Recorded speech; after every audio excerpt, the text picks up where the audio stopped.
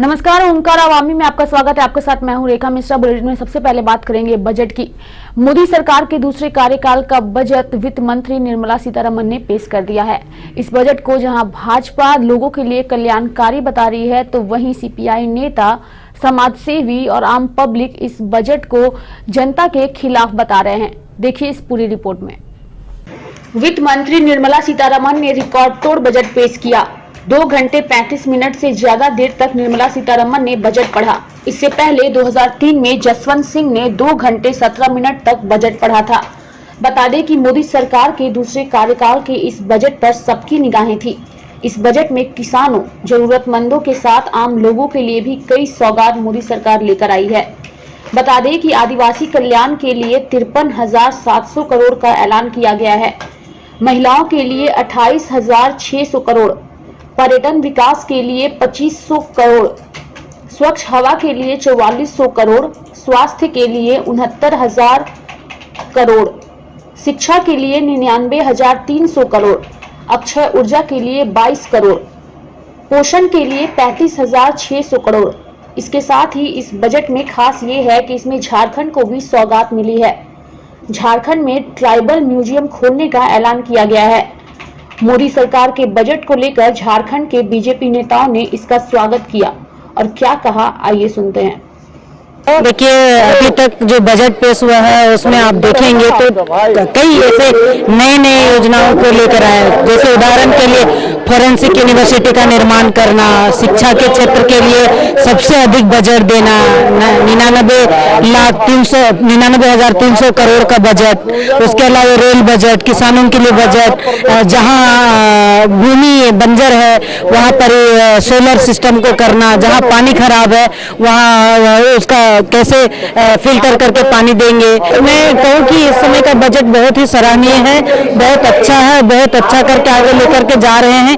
मैं कहूँ कि आज का बजट आम बजट है, चाहे किसान हो या विद्यार्थी हो या आम आदमी हो, सबके लिए यह बजट बहुत ही सराहनीय है। देखिए, आम बजट जो पेश किया गया, मुझे लगता है कि जिस तरह से नरेंद्र मोदी इस देश में एक बदलाव लाना चाहते हैं, सुशासन लाना चाहते हैं और जो जड़ तक मजबूत करना चाहते हैं, उसको देखते हुए लाया गया है। देश के लिए अच्छा बजट है, आम लोगों के लिए अच्छा बजट है। देश भी मजबूत होगा और आम आदमी भी मजबूत होगा, ऐसा मैं समझता हूँ। बहुत अच्छा बजट है, बहुत क्रांतिकारी बजट है, राष्ट्रवासियों के हित में बजट है, झारखंड के हित में बजट है। तो इतना अच्छा बजट आया है, मैं इसके लिए देश के आदरणीय प्रधानमंत्री नरेंद्र मोदी जी को और वित्त मंत्री आदरणीय निर्मला सीतारमण जी को धन्यवाद देता हूं, बधाई देता हूं। एक तरफ जहां बीजेपी बजट को देश हित में बता रही है, तो वहीं दूसरी ओर सीपीआई नेता प्रोफेसर अशोक नाग और आम पब्लिक इस बजट को आम आदमी के खिलाफ बता रही है। देखिए, केंद्र सरकार ने जो आम बजट पेश किया है, वो बजट आम जनता के लिए नहीं है। वो जो है कॉरपोरेट घरानों के इशारे पे जैसा बजट बनाया गया, इस तरह का उन्होंने बजट पेश किया है। आप देखिए, सरकार से बजट में लोगों को काफ़ी उम्मीदें थी कि कुछ लोगों को जनहित में कुछ फ़ायदा देगी, टैक्स में राहत देगी, तो इन्होंने कोई टैक्स में राहत भी नहीं दिया। जो था कि जो महंगाई दर लगातार बढ़ रही है, उस पर जो महंगाई दर पर सरकार कैसे कंट्रोल करेगी, लोगों का आशा था कि अगर सरकार बजट पेश की तो उसमें हम लोग कुछ न कुछ उम्मीद रख रहे थे कि, लेकिन इन्होंने जो भी दिया है अभी तक, इसमें आपने देखा जो भी बजट दिया है उसमें भारत में युवाओं के लिए स्किल्ड शिक्षा नीति सब पर ये बोल रहे हैं, लेकिन युवाओं को रोजगार के सवाल पर जो इनका आना चाहिए था अभी तक इन्होंने स्पष्ट नहीं किया है। ये केवल कॉरपोरेट को टैक्स माफ करके जो आम जनता को राहत न देके कॉरपोरेट घरानों को फायदा दे रहे आम जनता को, उनको बजट में इन्होंने कोई भी जो नुन्ना थमाने का काम किया, कोई भी इसमें बजट में ऐसा नहीं है जो झारखंड और आम जनता के लिए हो। नहीं, अभी तक तो जो खबर आई है तो उसमें इन लोगों ने एक ट्राइबल म्यूजियम की बात की है, झारखंड को एक सौगात दी है, तो निश्चित रूप से उसका हम स्वागत करते हैं। इसके अलावा जो अपेक्षित बजट था, जिसमें कि मध्यम वर्गीय लोगों पे जो उसके जेब पे भारी ना पड़े, तो हम लोगों का एक्सपेक्टेशन बहुत हाई था, लेकिन उस एक्सपेक्टेशन पे निश्चित रूप से ये बजट खरा नहीं उतरा है। देखिए, महंगाई तो दिन भर प्रतिदिन तो महंगाई बढ़ ही रहा है, मगर गवर्नमेंट को ध्यान देना चाहिए, इस सब में देखना चाहिए, रेट कम होना चाहिए और आम आदमी को सुविधा होना चाहिए। बड़ा आदमी को फायदा है, आम आदमी को कोई सुविधा नहीं है। जो मीडियम क्लास का आदमी उसको क्या फायदा है? कोई फायदा नहीं है, उसका तो नुकसान है। हर सामान रेट बढ़ रहा है, रेट को कम होना चाहिए। बहरहाल मोदी सरकार के दूसरे कार्यकाल के इस बजट पर सबकी निगाहें थीं।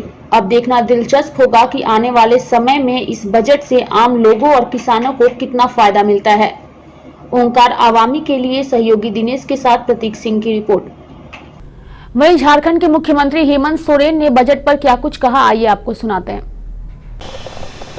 वित्त मंत्री जी ने ये नहीं बताया कि किस सेक्टर में कितने पैसे खर्च किए जाएंगे।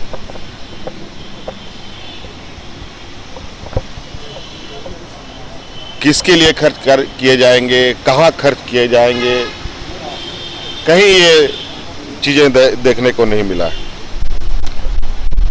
और मिडिल क्लास के लोगों के लिए जो हमेशा से बजट को टकटकी लगाए देखते हैं, अपनी जेबें टटोलते हैं, अपनी जेबें देखते हैं, उन्हें मामूली सा टैक्स रेट में राहत दिया गया है। लेकिन इसके इतर जो कई जगहों पर उनको टैक्स रिलीफ मिला करता था, वो सभी काट दिए गए, वो सभी समाप्त कर दिए गए। कुल मिलाकर के मध्यवर्गीय भी आज मुझे लगता है इस बजट से उनको भी हताशा ही मिलेगा। इस बजट में ना दिशा दिखा, ना दृष्टि दिखा है। ये किस ओर जाएगी समझ में नहीं आ रही। गरीब, किसान और बेरोजगार नौजवान तो निश्चित रूप से मुझे लगता है हताशा ही इनको हाथ लगेगा। हर साल की भांति इस बार भी पूंजीपतियों को राहत देने की बात कर रही है, लेकिन किसान, मजदूर के लिए राहत देने में इनकी अर्थव्यवस्था बिगड़ जाती है। मुझे लगता है इस बजट के माध्यम से कि ये भारतीय जनता पार्टी का बजट नहीं, बल्कि भारतीय बिजनेसमैन पार्टी की ये बजट। रांची के चैम्बर ऑफ कॉमर्स में निर्मला सीतारमण द्वारा पेश किए गए बजट का व्यापारी वर्ग ने देखा। इस बजट को ठीक ठाक व्यापारी वर्ग ने बताया। आइए सुनते हैं क्या कुछ कहा कुणाल आजमानी ने। झारखंड आज जो चाहे रेलवे के सेक्टर्स में हो, माइनिंग का हब है, जो आज कोल 40% से ज्यादा राज्य का, देश का यहाँ से जाता है। तो हमें एक्सपेक्टेशन था ऐसे वो जो पिछड़ा आज राज्य बना हुआ है कि विशेष पैकेज झारखंड को कुछ मिले, जिससे जो आज सबसे ज्यादा माइनिंग को लेके जो आज उसका इल इफेक्ट्स है वो झेलता है, तो वो हमारे राज्य के लोग हैं। तो इस तरह रेलवे, आज रेलवे जो रैंक का इनकम है 25,000 करोड़ से ऊपर पूरे देश में सबसे ज्यादा झारखंड है। तो रेलवे की कनेक्टिविटी बढ़ाने के ऊपर हमें आशा थी कि झारखंड को इंफ्रास्ट्रक्चर लेवल पर भी कुछ विशेष पैकेज मिले। और इको टूरिज्म के ऊपर जो ध्यान दिया गया है, मैं समझता हूँ कि झारखंड इको टूरिज्म में देश में अव्वल नंबर पर बन सकता है। और टूरिज्म ही एक ऐसा पार्ट है जिसमें कम इन्वेस्टमेंट में ज्यादा से ज्यादा लोगों को एम्प्लॉयमेंट, चाहे वो आप रूरल एरियाज देख लो चाहे अर्बन एरियाज देख लो, तो वहाँ के लोग भी बेनिफिट होते हैं और सबसे ज्यादा एम्प्लॉयमेंट जनरेट होता है। इस पर भी सरकार ने जो ध्यान दिया है, I think it will prove a better step towards development of the tourism sector. वहीं निर्मला सीतारमण के बजट पर महुआ माझी ने क्या कहा वो भी आपको सुनाते हैं। देखिए, बजट में तो मन लुभावन बातें होती हैं और अच्छी भी है कि लोगों के मन में उमंग जगती है। पिछली बार भी हम लोगों ने देखा, लेकिन वो धरातल पर कितना उतर पाया वही मेन है। लोग आर्थिक तंगी से गुजर रहे हैं, किसान परेशान है, छात्र परेशान है, गृहिणियाँ परेशान है, इतनी महंगाई है। तो मुझे लगता है कि सिर्फ बोलने से नहीं होता है, उसको धरातल पर उतारना ज़्यादा जरूरी है। इतना ज़्यादा भ्रष्टाचार है, जब तक हम उसे दूर नहीं करते तब तक कोई फ़ायदा नहीं है। प्रॉपर मॉनिटरिंग का अभाव होता है हमारे देश में। हम देखते हैं कि रेल तक भी पहुंचना किसानों के लिए आसान नहीं होता। खेत से चीज़ों को उठाकर रेल तक जाना और उसके बाद ताकि सड़े नहीं, तो बिचौलिए जो होते हैं वही मुनाफा खा जाते हैं, तो इसका ध्यान रखना बहुत जरूरी है। खबरों में आगे बढ़ेंगे। केंद्र द्वारा पेश किए गए आम बजट को लेकर झारखंड कांग्रेस के प्रवक्ता शमशेर आलम ने कहा कि लोक लुभावन बजट केंद्र द्वारा प्रस्तुत किया गया है, जिसमें आम जनता के लिए कुछ भी नहीं है।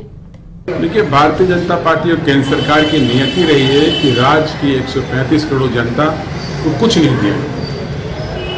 2 घंटा 45 मिनट का जो प्रवचन था वो भारतीय जनता पार्टी के नेताओं के लिए आत्म संतुष्टि का वचन था। इस देश के नौजवानों के लिए कहीं पर उन्होंने कुछ नहीं कहा। रोजगार की क्या स्थिति पूरे भारत में हो गई आप देख लीजिए। बेरोजगारी डे टू डे बढ़ते चली जा रही है, उस पर सरकार का कहीं पर कोई चिंता नहीं है।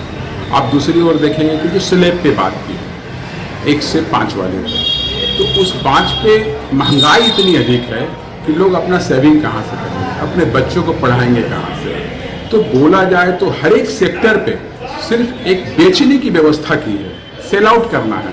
जो सरकारी संपत्ति है भारत सरकार की नवरत्न, उसको बेचने के काम कर रहे हैं। LIC को ये लोग बेचेंगे। आप ट्रेन को देख लीजिए, बुलेट ट्रेन लाने की बात कर रहे थे, अब तेजस की तरह ट्रेन बनाएंगे। अब तेजस में कौन चढ़ेगा? कॉर्पोरेट घराने के लोग चढ़ेंगे या फिर विदेशी जो पर्यटक आते हैं वो चढ़ेंगे। यहाँ की आम जनता क्या तेजस में चढ़ पाएगी? मैं तो नहीं चढ़ पाऊंगा। किसानों के बारे में बार बार ये सरकार बोलती है, मगर किसान की स्थिति देश में इतनी बदतर हो गई है। आप देखेंगे 2017-18 में महाराष्ट्र में लगभग 12,500 किसानों ने आत्महत्या किया था इनके नीति के कारण, और आज भी किसानों को इस पर कुछ नहीं दिया गया है। देखिए, केंद्र द्वारा जो बजट पेश किया गया है, लंबी भाषण जरूर हुई है, लेकिन उसके अंदर कोई खास चीज नहीं है। और ये आप कह सकते हैं कि संपत्ति बेचने वाला बजट है। बेरोजगारों के लिए कोई बजट में कोई प्रावधान उस तरह का नहीं है। महंगाई रोकने का कोई प्रावधान नहीं है। इनकम टैक्स स्लैब में जो आम जनता की चाहत थी, उस चाहत में से भी इनकम टैक्स स्लैब नहीं दिया गया है। बहुत इनकम टैक्स स्लैब से बहुत ज़्यादा राहत की कल्पना करना भी बेकार है। आप देखेंगे कि ट्रेडिंग हो या मैन्युफैक्चरिंग हो, सारे लोगों को इस बजट में कहीं न कहीं आप देखेंगे कि कोई बेनिफिट बहुत ज़्यादा होने वाला नहीं है। और जिस तरह से बजट के दिन सेंसेक्स का गिरना, ये अपने आप में दर्शाता है कि बजट बहुत अच्छा बजट इसको नहीं माना जा सकता। बुलेटिन में आगे बढ़ेंगे और बात करेंगे रिम्स की। रांची के रिम्स में इलाजरत चारा घोटाला के सजायाफ्ता आरजेडी सुप्रीमो लालू प्रसाद यादव से मिले आरजेडी के राष्ट्रीय उपाध्यक्ष रघुवंश प्रसाद सिंह। इस दौरान मीडिया से बात करते हुए रघुवंश प्रसाद ने केंद्र सरकार द्वारा पेश किए गए बजट पर निशाना साधते हुए कहा कि देश में आर्थिक मंदी और बेरोजगारी चरम पर है और सरकार CAA और NRC जैसे जन विरोधी कानून लाकर देश के माहौल को खराब कर रही है। स्वास्थ्य संबंधी जानकारी बाबूलाल प्रसाद की ली जाए, इसीलिए आया। अच्छा। और मिलने के बाद सब जानकारी करने के बाद जी आप लोग को बताएंगे। जगदानंद जी को भी लेके बातचीत होगा क्या? राज्याध्यक्ष हैं, ये राष्ट्रीय अध्यक्ष हैं और पार्टी का सवाल है तो संगठन और संघर्ष, बिना संघर्ष से कुछ होना नहीं है। इसलिए बूथ स्तरीय संघर्ष समिति और जनता की समस्याओं को सवाल लेकर के विधि व्यवस्था चौपट हो गई, महंगाई बढ़ गई, बेरोजगारी बढ़ रही है, नौजवान दर दर भटक रहे हैं। पहले भी 1 साल पहले इस सरकार का बजट हमने देखा है। आर्थिक मंदी हो गई, दुनिया भर में सभी मुल्कों से हमारा घट गया GDP ग्रोथ। पड़ोस के मुल्क पाकिस्तान, बांग्लादेश, नेपाल, भूटान, श्रीलंका, म्यांमार, सभी से हमारा GDP ग्रोथ नीचे चला गया। बेरोजगारी अलग बढ़ रही है। 2.25 lakh crore reserve bank of India का स्पेशल फंड और लेकर के इन्होंने खर्चा किया। 2.25 लाख करोड़ बड़े लोगों का टैक्स इन्होंने माफ़ कर दिया, बड़ी कंपनियों का। और मंदी में कोई सुधार नहीं हुआ।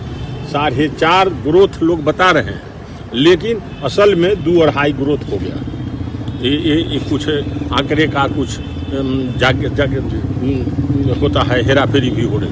तो इसलिए आर्थिक हालत चौपट है और ये अपना प्रचार में मस्त हैं। CAA में उझरा दिए लोगों को, कोई मतलब है?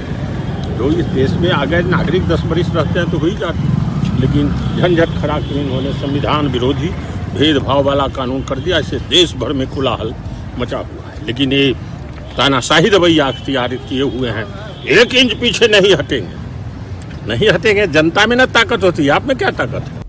वहीं रांची में सजा याफ्ता और रिम्स में इलाजरत लालू प्रसाद यादव का मेडिकल रिपोर्ट जारी करते हुए उनके इलाज में शामिल डॉक्टर डीके झा ने बताया कि लालू प्रसाद का ब्लड शुगर लेवल बढ़ गया है, जिस कारण डॉक्टरों ने उनकी इंसुलिन की मात्रा बढ़ा दी है। लालू प्रसाद को हर दिन अब 85 से 90 यूनिट इंसुलिन दी जा रही है। लालू यादव पूर्ण रूप से शाकाहारी भोजन ले रहे हैं।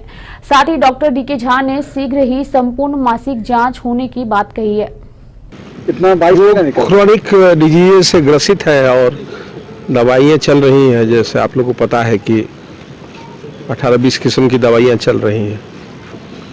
रोज के रोज बेसिस पे डिसीजन मेकिंग होता है। स्टेबल चल रहे हैं, दवाई तो चल रहा है। शुगर कैसा स्टेबल है। इंसुलिन का रिक्वायरमेंट थोड़ा तो बढ़ा है पिछले। डायबिटीज जो है वो स्लोली प्रोग्रेसिव डिजीज है। हौले हौले बढ़ता है और उसके शरीर के अंदर में जो है इंसुलिन बनने की क्षमता है धीरे धीरे घटने लगती है। क्योंकि अब 1.5 साल हो गया है तो वो करीब 10% इंसुलिन की मात्रा बढ़ी है, वो बढ़ता है। रांची में ट्रिपल मर्डर का मामला सामने आया है। पुलिस वाले ने अपनी ही पत्नी, बेटा और बेटी की निर्मम हत्या कर दी। आप देखिए पूरी रिपोर्ट में। राजधानी रांची में ट्रिपल मर्डर का सनसनीखेज मामला सामने आया है। पुलिस वाले ने अपने ही परिवार को मौत के घाट उतार दिया और खुद भी आत्महत्या की कोशिश की। बड़ी बेरहमी से चाकू और हथियार से मारकर पत्नी, बेटे और बेटी की हत्या की घटना को पुलिस वाले ने अंजाम दिया है। मौके से पुलिस ने चूहा मारने की दवा, नींद की दवा और हथौड़ी भी बरामद की है। देखिए, विशेष शाखा में एक सिपाही है ब्रजेश तिवारी और चालक हैं और यहाँ बड़गई में किराए के मकान में अपने परिवार के साथ रहते थे चित्रगुप्त नगर में। कल रात करीब 11:30-12 बजे की घटना है। हम लोग को 12-12:15 के आसपास में पता चला है।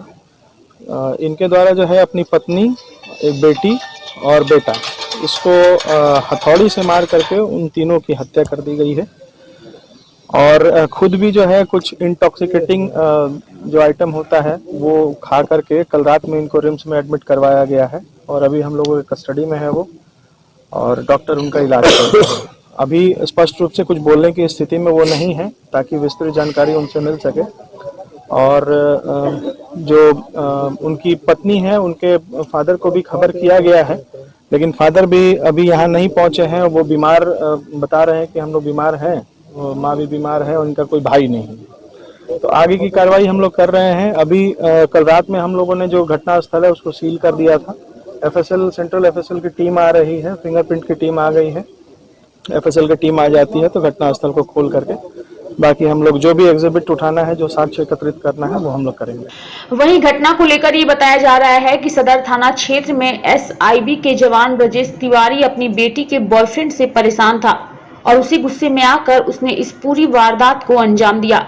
घर का मालिक भी इस घटना के बाद सख्ते में है। उनका कहना है कि पूरा परिवार काफी खुशहाल था। इस तरह की घटना होगी इसकी कल्पना भी नहीं की गई थी। रात में 11 साढ़े 11 बजे के आसपास उसकी सिस्टर आई मेरे यहाँ, दरवाजा पीटने लगी। दरवाजा जैसे पीटने लगी वैसे ही हम लोग निकले रूम से। बोले इतना रात को क्यों आए हैं आप, क्यों इस तरह दरवाजा पीट रहे हैं? तो बोली कि नहीं भाभी, जो ऊपर में झगड़ा हो रहा है भैया के यहाँ। तो हम बोले कौन? तो बोले बादल के यहाँ, बेटा का नाम बादल है। तो उसी का नाम लेके बोली कि बादल में की फुआ है, हम दरवाजा खोलिए। तो फिर वो दरवाजा खोले तो बोले कि भाभी बहुत ज़्यादा झगड़ा हुआ, चलिए। फिर वो लोग दौड़ते हुए, सब दोनों बहन और उनके हस्बैंड सब दौड़ते हुए गए, सब भी कोई तो पीछे से। फिर हम लोग भी गए। जब जाके देखते तो वहाँ पे देखते कि भाभी का और दोनों बच्चों का बॉडी पड़ा हुआ है। कैसे, क्या खून? वो नहीं मालूम है किस चीज़ से किए, वो नहीं मालूम है, पर भैया शराब के नशे पे थे और बॉडी पड़ा हुआ था भाभी का बेड पे और दोनों बाबू का नीचे फर्श पे पड़ा हुआ था बॉडी। बहरहाल पुलिस वाले के द्वारा अपने ही परिवार की निर्मम हत्या के बाद आसपास के लोग अचंभित तो हैं ही, साथ ही पूरा रांची भी इस ट्रिपल मर्डर की खबर से सख्ते में है। फिलहाल आरोपी पुलिस को इलाज के लिए अस्पताल में भर्ती किया गया है और पुलिस मामले की जांच में जुट गई है।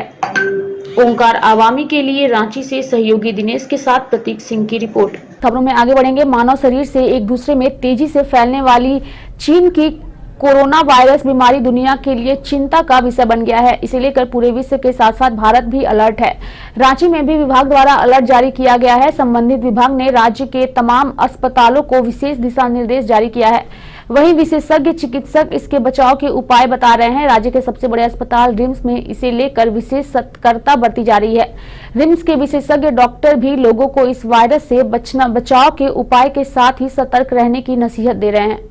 इसलिए है क्योंकि वायरस को मारने का जो दवा है वो साइंस अभी तक इजाद नहीं कर पाया है जी। और इसमें जो सीवियर एक्यूट रेस्पिरेटरी सिंड्रोम होता है, जिसमें मरीज को रेस्पिरेटरी फेलियर होने लगता है, सांस फूलने लगता है, ऑक्सीजनेशन कम होने लगता है और मौत हो जाती है जी। और तेजी से फैलने वाली कोई भी फ्लू जो होता है वो तेजी से फैलता है, सबसे ज़्यादा तेजी से फ्लू ही फैलता है, उसी का भाई बहन है ये।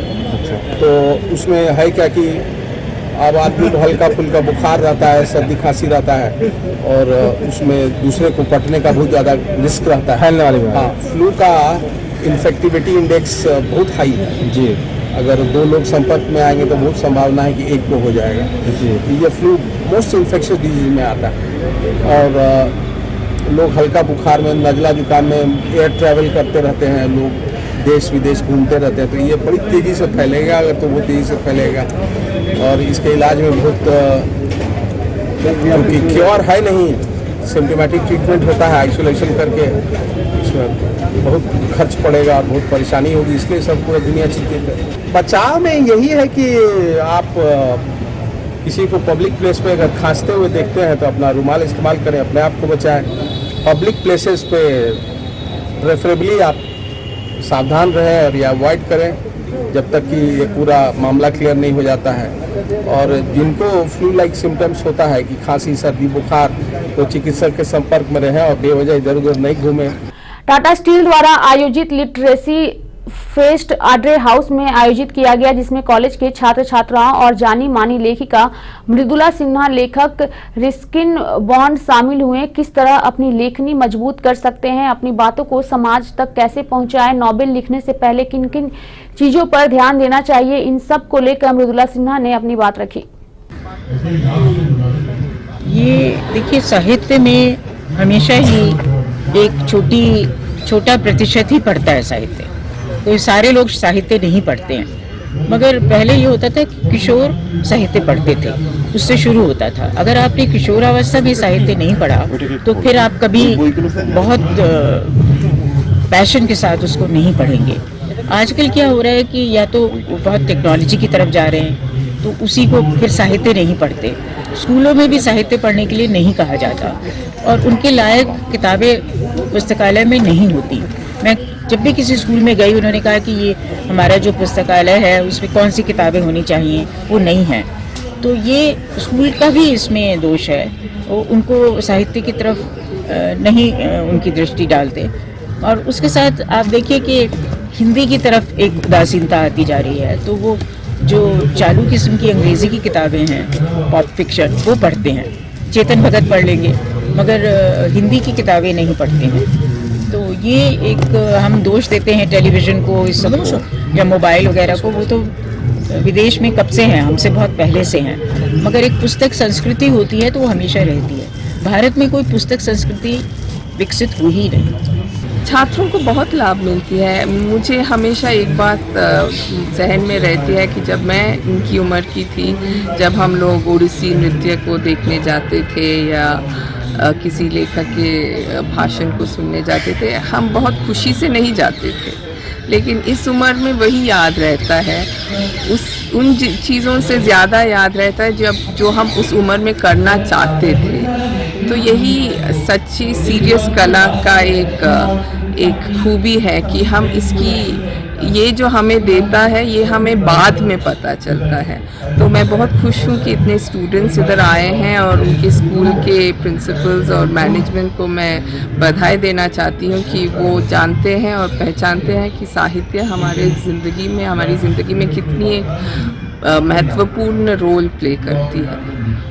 यंगस्टर्स लोग लिखना शुरू तो करते हैं, लेकिन बहुत सारे यंगस्टर्स आप देखिएगा कि बहुत सारे यंगस्टर्स लिखना शुरू तो करते हैं पर 1-2 साल मुश्किल से उसके बाद वो छोड़ देते हैं। क्यों? क्योंकि एक अच्छी दिशा नहीं मिलती है। मैं चाहता हूँ कि लोग यहाँ आएँ और देखते हैं तो बड़े बड़े लोगों को देख करके जो वो महारथी हैं इसमें, तो उनको देख करके एक दिशा मिलती है और कंटिन्यूअस लिखने का एक मोटिवेशन भी मिलता है। देखिए, साहित्य तो हम सभी के लिए बहुत आवश्यक है ही है, ठीक है, क्योंकि मतलब कि भाषा ही वो चीज़ है जो लोगों को जोड़ती है। साहित्य ही है जो कि समाज को एक बेहतर दिशा प्रदान कर सकती है।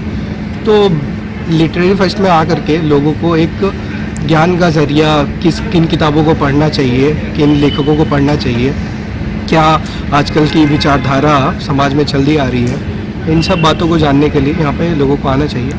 दुमका के रहने वाले लोग पानी की समस्या से परेशान हैं। कई ऐसे लोग हैं जो छोटे से तालाब में जाकर कपड़ा धोते हैं और उसके पानी को पीने के लिए भी इस्तेमाल करते हैं। लोगों से बात की हमारे सहयोगी संजय समर ने।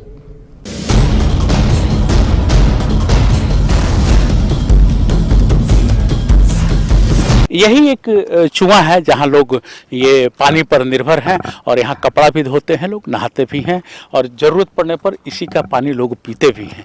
इनके नसीब में 70 वर्ष हो गए, लेकिन आज़ादी के बाद अभी तक ये लोग स्वच्छ पानी नहीं पी पाए हैं। अभी देखिए ये लोग कपड़ा धो रहे हैं। हम जानना इनसे चाहेंगे कि पानी का क्या इंतजाम है। दाग रना कष्ट हेना ताले आले दाग रना कष्ट, जम ᱧᱩ रना कष्ट, चासा बासा रे कष्ट, चासा मज ते बांग हुयुग कना, सिरमा दाग बरसा, कुंज गडिया बनुग तालेया, चापाकल हों कम गिया, ओना हों बड़िग गिया, दाग कम गे उडुकोग कना, दाग रियाग दिक्कत। पानी भी नहीं है, क्या करेंगे? ये पानी सब भी सूख रहा है, खत्म होगा तो कैसे कपड़ा सब धोएंगे? आप लोग इसमें नहाती भी हैं, जरूरत होता है तो पीने के लिए भी ले जाती हैं? नहीं मिलेगा तो यही पानी पीना पड़ेगा। बिल्कुल सही है, अगर पानी नहीं मिलेगा तो इसी पानी से प्यास बुझाना पड़ेगा। यह सच है कि पानी नहीं मिलेगा तो लोग क्या करेगा, यही गंदा पानी ही पी पाएगा लोग। कैमरामैन संतू मुंडा के साथ मैं संजय समर, सेतुसार, दुमका।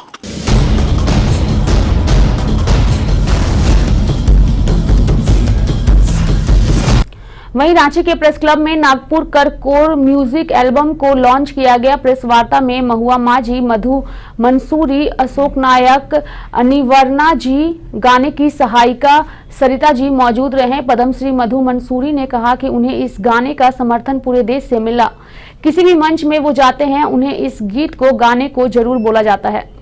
हम लोगों ने एक झारखंड के अभी बहुत फेमस हो गए, पद्मश्री मिला उनको, मधु मंसूरी जी का एक गीत है जिसका हम लोग बहुत दिन से हम लोग का प्रिपरेशन चल रहा था, शूटिंग वगैरह चालू था और ऐसे समय में वो हम लोग रिलीज़ किए जब इनको पद्मश्री मिला।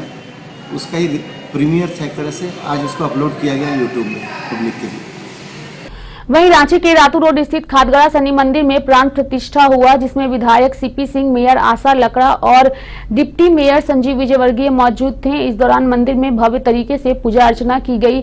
मंदिर में श्रद्धालुओं में प्रसाद का वितरण किया गया और इसके साथ ही श्रद्धालुओं में काफी उत्साह भी देखा गया। जी तो अभी के लिए फिलहाल इतना ही, मुझे दीजिए इजाजत, नमस्कार।